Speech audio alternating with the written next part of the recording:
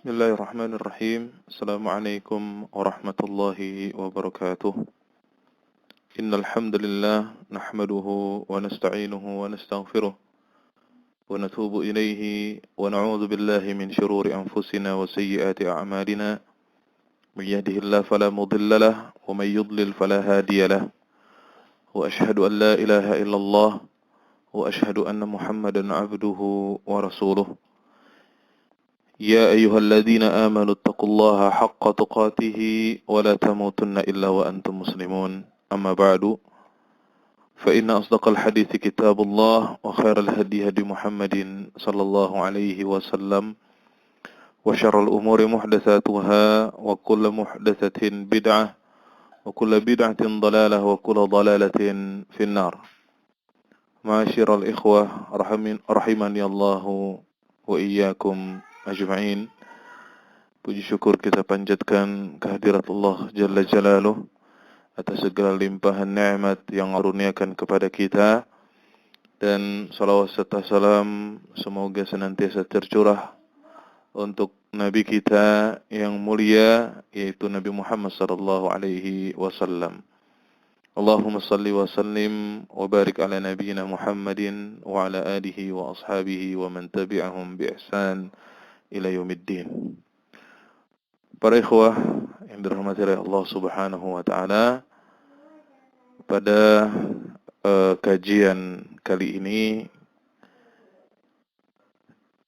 kita akan melanjutkan pembahasan kitab Riyadhus Shalihin yang sempat terhenti cukup lama karena adanya renovasi Masjid Al-Imam Asy-Syafi'i Yayasan Mutiara Islam Cilengsi, dan qadarallah wa masya'a fa'al, kita pun tidak atau belum sempat melanjutkan kembali kajian ini karena alasan-alasan yang lain, meskipun masjid sudah selesai direnovasi. Adapun pembahasan kita pada kajian ini adalah melanjutkan kembali pembahasan bab sabar, bab kedua dari kitab Riyadhus Shalihin. Adapun hadis yang akan kita bahas adalah hadis nomor 36. Qala al-musannif rahimahullah wa an Abi Abdurrahman Abdullah bin Mas'ud radhiyallahu anhu qala ka'anni anzuru ila Rasulillah sallallahu alaihi wasallam يحكي نبيا من الأنبياء صلوات الله وسلامه عليهم ضربه قومه فأدموه وهو يمسح الدم عن وجهه يقول اللهم اغفر لقومي فإنهم لا يعلمون متفق عليه. Dari Abu Abdurrahman, sahabat yang mulia Abdullah ibn Mas'ud, semoga Allah meridhoinya, dia berkata, seakan-akan aku melihat Rasulullah sallallahu alaihi wasallam yahki nabiyyan minal anbiya, mengisahkan salah seorang dari para nabi yang terdahulu salawatullahi wassalamu alaihim. Darabahu qaumuh, yang mana dia dipukul oleh kaumnya, fa'admauhu, sampai mengucurkan darah,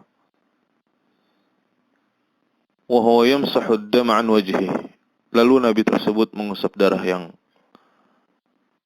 menetes atau mengalir di wajahnya. Yaqulu, seraya berdoa, Allahumma ighfir liqaumi fa innahum la ya'lamun.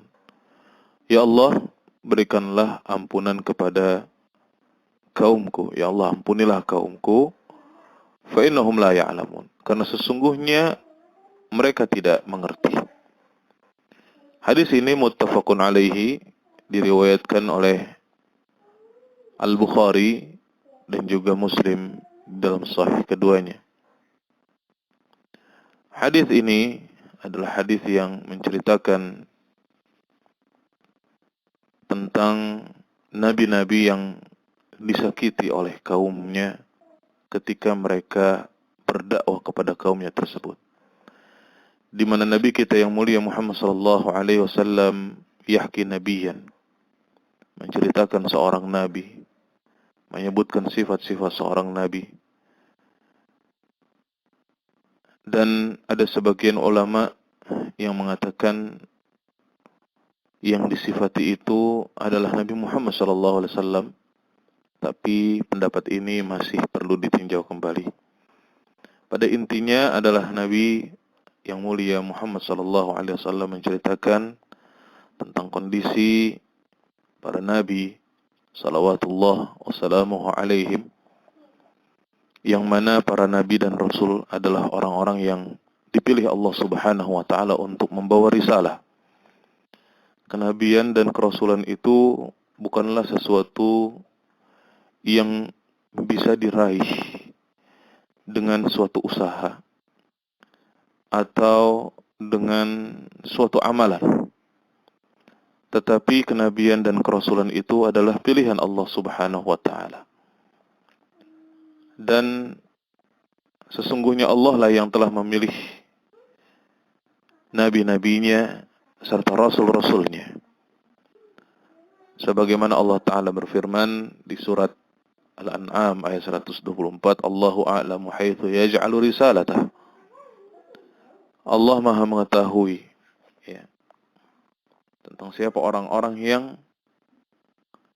dijadikan sebagai pembawa risalahnya. Dan mereka adalah hamba-hamba pilihan Allah Subhanahu wa taala yang berhak untuk membawa risalah Allah Subhanahu wa taala serta menyampaikan dan mendakwahkannya kepada manusia. Kemudian menegakkan al-amru bil ma'ruf dan an-nahyu 'anil munkar. Dan mereka diperintahkan untuk bersabar ketika berdakwah dan menyampaikan risalah Allah Subhanahu wa taala kepada umat manusia. Wa kana ar-rusul alaihi wassalatu wassalam yu'dzauna bil qawli wa bil fi'l. Dan para nabi dan rasul, para rasul alaihi wassalatu wassalam, mereka disakiti oleh kaumnya, oleh orang lain, baik itu dengan perkataan ataupun dengan perbuatan. Contoh saja Nabi kita yang mulia Muhammad sallallahu alaihi wasallam dibilang sebagai penyair yang gila, syairun majnun. Dan beliau juga dikatakan sebagai seorang penyihir. Dan terkadang juga ada para nabi dan rasul yang mereka disakiti oleh kaumnya. Sebagaimana hal itu juga dialami oleh nabi kita yang mulia Muhammad sallallahu alaihi wasallam dalam cerita tentunya yang masyhur tentang dakwahnya Rasul sallallahu alaihi wasallam ke kota Taif yang ditolak mentah-mentah dan bahkan sampai disakiti oleh penduduk Taif. Bahkan terkadang urusannya lebih dari itu, mengancam nyawa, bahkan ada yang sampai ingin dibunuh. Hal ini juga dialami tentunya oleh Nabi Muhammad SAW, yang mana dikisahkan bahwa kaum musyrikin Quraisy telah bersepakat untuk membunuh Nabi SAW, yang mana pada akhirnya beliau pun berhijrah ke kota Madinah dari Makkah Al-Mukarramah, yang ditemani oleh Abu Bakar As-Siddiq radhiyallahu anhu, dan tempat Nabi SAW pada saat itu digantikan oleh Ali bin Abi Thalib radhiyallahu anhu. Ini membuktikan bahwa para nabi dan rasul itu tidak lepas dari gangguan. Tidak lepas dari gangguan manusia. Bahkan bisa dikatakan bahwa gangguan terhadap para nabi dan rasul itu adalah yang paling berat. Di dalam berdakwah, di dalam menjalankan perintah Allah, di dalam menyampaikan risalah Allah Subhanahu wa taala kepada umat manusia. Adapun kita nggak sebanding dengan apa yang telah dialami oleh para nabi dan rasul. Dan mereka diperintahkan untuk bersabar. Sebagaimana Allah menerangkan di dalam Al-Quran, وَلَقَدْ كُذِّبَتْ رُسُلٌ مِّن قَبْلِكَ, dan telah didustakan para rasul sebelum Muhammad. فَصَبَرُوا عَلَى مَا كُذِّبُوا وَأُوذُوا حَتَّى أَتَاهُمْ نَصْرُنَا. Mereka pun bersabar atas tuduhan-tuduhan dusta, atas gangguan yang diberikan oleh kaumnya, sampai datang pertolongan dari Allah Subhanahu wa Ta'ala. Ini hikmah yang sangat agung. Hikmah dan pelajaran buat kita semua. Bahwa siapapun yang berusaha untuk menegakkan syariat Islam ini, menjalankan kebenaran, berusaha untuk menjalankan petunjuk agama yang benar, itu pasti akan diganggu oleh orang lain. Apalagi ketika kita berdakwah, mendakwahkan agama Islam ini kepada orang lain. Tentunya kita akan mendapatkan gangguan dari orang lain. Oleh karena itulah, terdapat sebuah ayat di dalam Al-Quran, tepatnya di surat Luqman, tentang cerita Allah dari nasihat Luqman kepada anaknya, di mana Luqman berkata kepada anaknya, "Ya bunayya aqimis shalah wa'mur bil ma'ruf wanha 'anil munkar wasbir 'ala ma asabak. Inna dzalika min azmil umur." Wahai anakku, dirikanlah salat dan tegakkanlah amar ma'ruf serta nahi mungkar, dan bersabarlah terhadap apa yang menimpamu. Sesungguhnya yang demikian itu adalah sesuatu yang diwajibkan oleh Allah Subhanahu wa Ta'ala.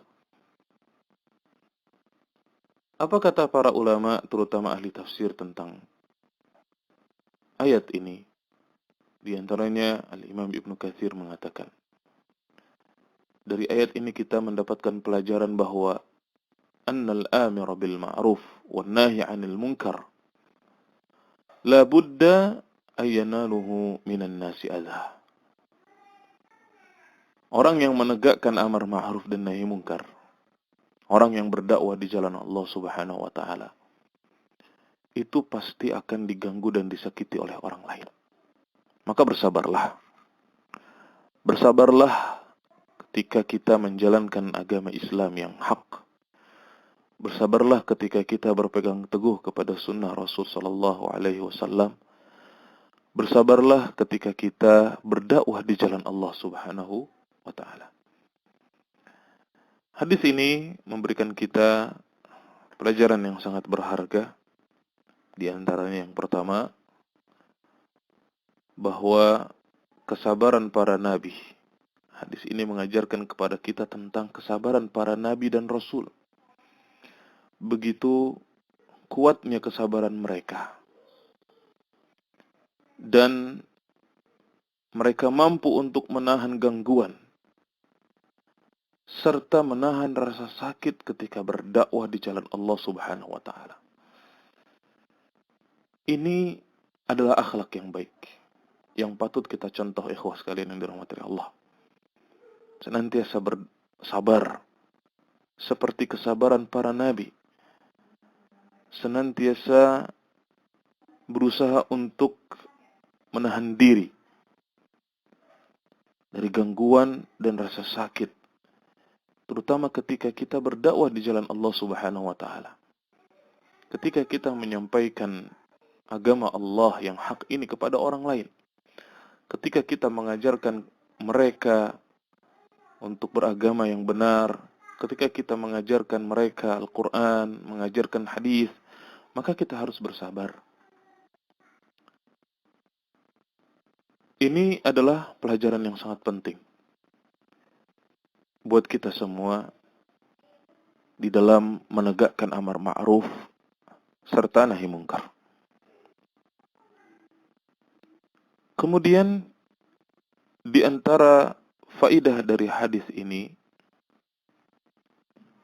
adalah bahwa para nabi dan rasul itu mengajarkan kepada kita untuk tidak mendendam.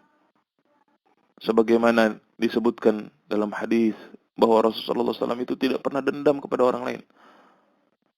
Man taqama Rasulullah sallallahu alaihi wasallam qad. Rasulullah SAW tidak pernah dendam kepada orang lain. Karena dendam itu hanya akan mendatangkan keburukan, ikhwah. Dan berusaha untuk memaafkan orang lain yang berbuat salah kepada kita. Berlapang dada menerima maaf mereka. Tidak dendam kepada orang-orang yang menyakiti kita. Hadis ini juga mengajarkan kepada kita untuk tidak membalas keburukan dengan keburukan. Tidak membalas keburukan dengan keburukan. Ini adalah merupakan salah satu contoh dari akhlak Nabi kita yang mulia Muhammad sallallahu alaihi wasallam. Kalau ada orang lain menzalimi kita, jangan dibalas dengan keburukan. Baik sikap ataupun mendoakan keburukan untuk orang lain. Meskipun boleh-boleh saja ketika kita dizalimi oleh orang lain lalu kemudian kita mendoakan keburukan buat dia. Namun, apa manfaatnya buat kita? Tidak ada. Kalau seandainya kita mendoakan hidayah untuk orang yang menzalimi kita, lalu kemudian Allah berikan hidayah kepadanya, ini jauh lebih baik. Bahkan kita bisa mendapatkan pahala dari itu. Maka, hadis ini mengajarkan kepada kita untuk tidak menjadi orang yang pendendam dan tidak membalas keburukan dengan keburukan.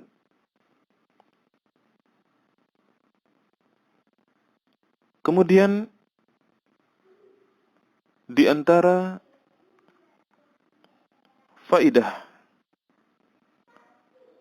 dari hadis ini adalah hendaknya kita bercermin meneladani akhlak para nabi yang mulia, khususnya Nabi Muhammad sallallahu alaihi wasallam. Terutama dalam kesabaran dan menanggung atau menahan rasa sakit di dalam berdakwah khususnya dan dalam hal-hal yang lain pada umumnya. Di mana Nabi yang mulia Muhammad sallallahu alaihi wasallam pernah sampai terluka wajahnya, ya, sampai darah berkucuran pada saat perang Uhud. Beliau mampu untuk menanggung dan menahan rasa sakit. Inilah akhlak Nabi yang mulia Muhammad sallallahu alaihi wasallam. Laqad kana lakum fi Rasulillahi uswatun hasanah. Uswatun hasanah. Beliau adalah uswatun hasanah buat kita, ikhwah. Maka bercerminlah kepada akhlak para nabi, khususnya nabi kita yang mulia Muhammad sallallahu alaihi wasallam. Lalu kemudian hendaknya kita menghadapi kebodohan orang lain itu dengan maaf dan memberikan toleransi kepada mereka. Bukan dengan membalas keburukan dengan keburukan sebagaimana yang tadi sudah kita sampaikan. Maka inilah pelajaran-pelajaran penting yang dapat kita ambil dari hadis ke-36 dari kitab Riyadhus Shalihin dalam bab sabar. Para ikhwah yang dirahmati oleh Allah Subhanahu wa taala, sabar itu adalah kebaikan bagi seorang muslim. Dan tidaklah seorang muslim apabila ditimpa suatu kesusahan dan kesempitan lalu kemudian dia mau bersabar, maka itu adalah kebaikan untuknya. Jadi di antara karakteristik seorang muslim itu adalah penyabar. Kita pernah menyampaikan tafsir dari ayat ke-200 dari surat Ali Imran. Ya ayyuhalladzina amanu isbiru wasabiru warabitu wattaqullah la'allakum tuflihun. Keberuntungan dan kemenangan itu bisa kita raih dengan cara bersabar. Dan Allah pasti menguji orang-orang yang beriman. Tidak terlepas darinya para nabi dan rasul. Bahkan ujian yang dialami oleh para nabi dan rasul itu lebih berat dibandingkan dengan ujian yang kita alami, namun mereka mau bersabar. Maka inilah kajian singkat dari kitab Riyadhus Shalihin dalam bab sabar, hadis ke-36, dan insyaallah kita akan lanjutkan pembahasannya pada hadis ke-37 dan seterusnya insyaallah pada pertemuan-pertemuan yang berikutnya. Kurang dan lebihnya mohon maaf, yang benar dari Allah dan kesalahan dari saya. Wallahu ta'ala a'la wa a'lamu bis-shawab. Subhanakallahumma bihamdik, asyhadu an la ilaha illa anta, astaghfiruka wa atubu ilaik. Wassalamualaikum warahmatullahi wabarakatuh.